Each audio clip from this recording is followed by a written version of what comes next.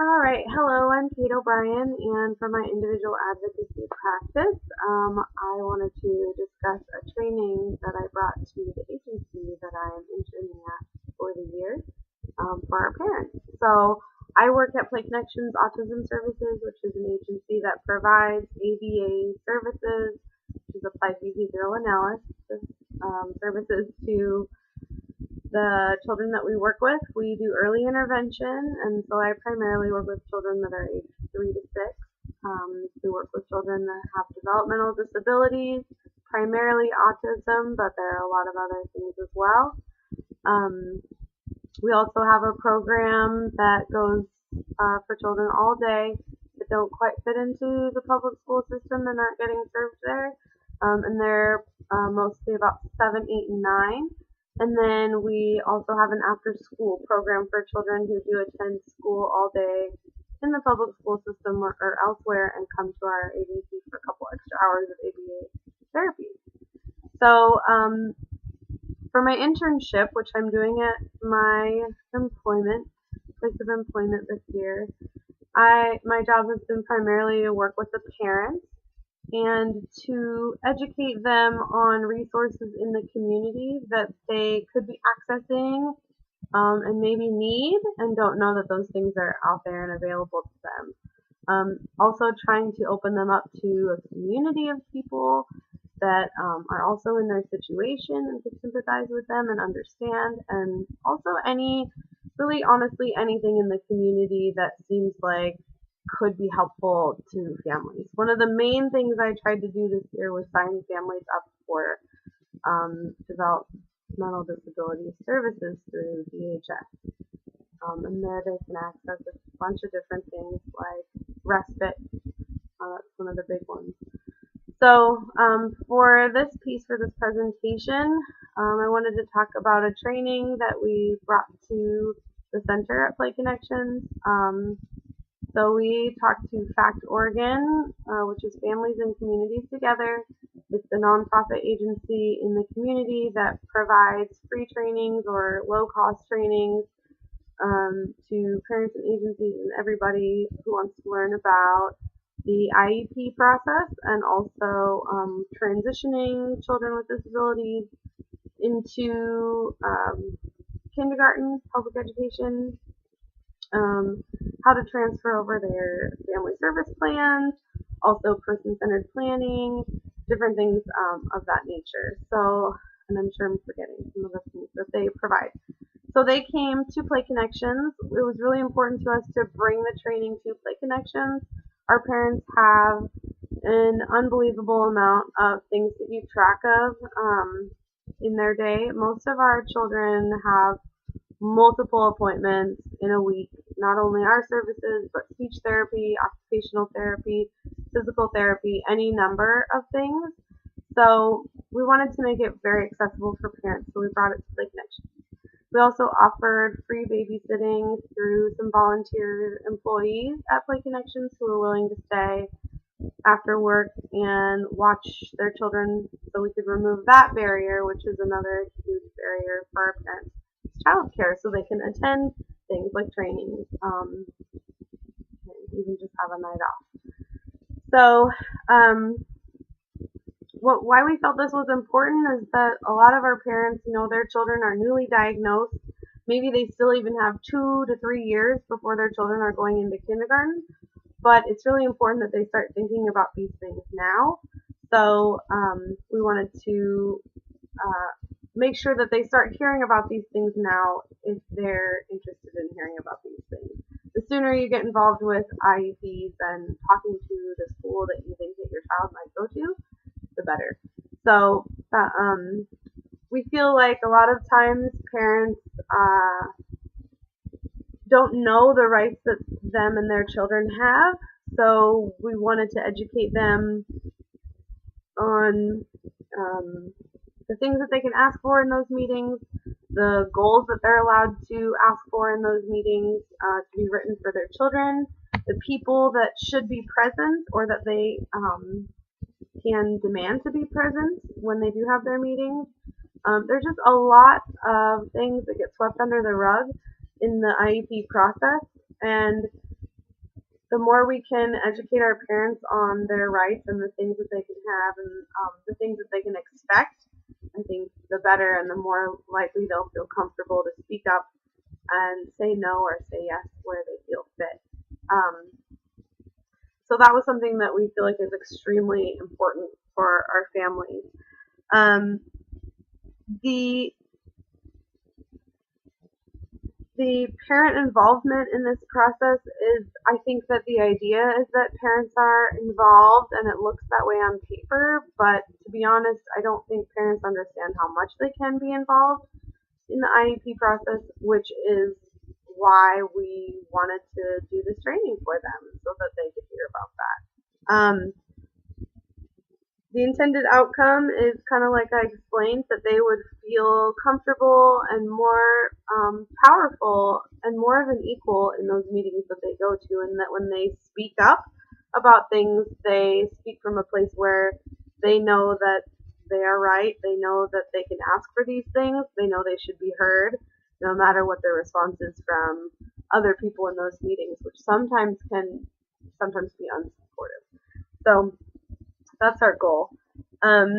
Also, we have found that a lot of times the other people in those meetings don't actually know what the rights are of that child or of that family. And so a lot of times there's an educational piece that our parents can actually offer to the other people in those meetings about the things that they're allowed to request.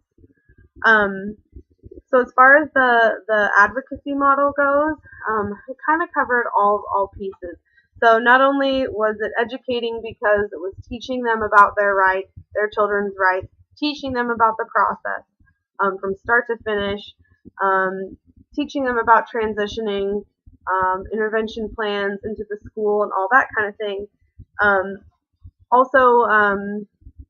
But also it had a coaching component where the people leading the training were giving them phrases to say, things that they're allowed to say, things they're allowed to ask for, and explaining to them how to word those things and also how to word goals when those were being written for their children so that they can come from an academic standpoint, teaching them how to word things so that they can have that be a part of the child's IEP, which is extremely valuable.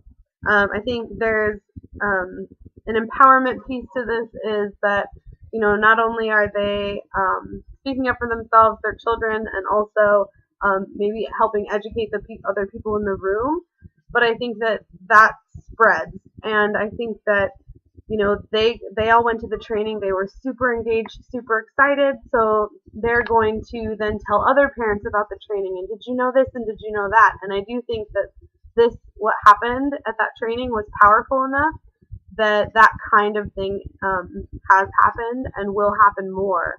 Our parents do get time sometimes to chit chat about things. And we do have a small community with our parents, and we're trying to grow that more so people feel more connected. And I think that kind of thing is only going to grow, and people are going to become more and more aware, and especially because of organizations like Fact Oregon, who that's what they're doing. It's pretty incredible. So let's see. My assessment of the outcome, I can't get an exact assessment of the outcome, but I can speak to how powerful it was, how engaged our parents were. We had a pretty great turnout. We had about 15 parents, and for us, that's a huge deal. We have 35 families. Some of them are already involved in the IEP process. Some of them, their child was just diagnosed, and they're not thinking about kindergarten yet or public school. So for us, that was a huge positive turnout. They didn't even get through half of the training because parents were so engaged and asking so many questions, and some of them speaking from experience and sharing with each other.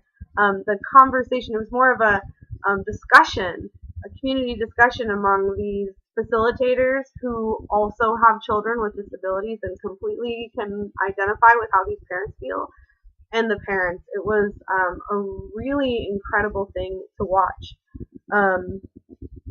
I think that things that could affect the outcome are just how people end up actually feeling when they're sitting across from these people who are in these positions of authority.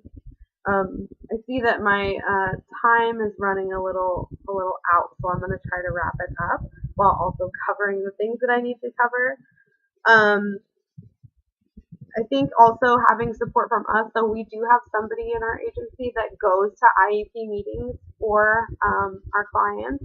So I think that that piece also helps as far as improving the outcome and also adding more advocacy to this kind of thing for them. I think that my positionality in it is just that I have an opportunity to provide this thing. I don't feel that I necessarily have any type of particular position of power or anything like that with these families, and most of our families are actually middle to upper class. We are an agency that requires insurance, and so most of our families, I think we're at like 90% of our families do pay through insurance and have pretty good jobs. So there isn't any economic status, I think, in between, or disparity in between us or something like that. Culturally, I think most of our families are actually non-white and come from a variety of different countries. Their English isn't so much a barrier, but I do think that it's possible that in those meetings with people of authority that could come into play. With me, I don't think it does, because I've been an employee at the agency for so long and worked with their children for so long and we've communicated and created a relationship prior to my internship.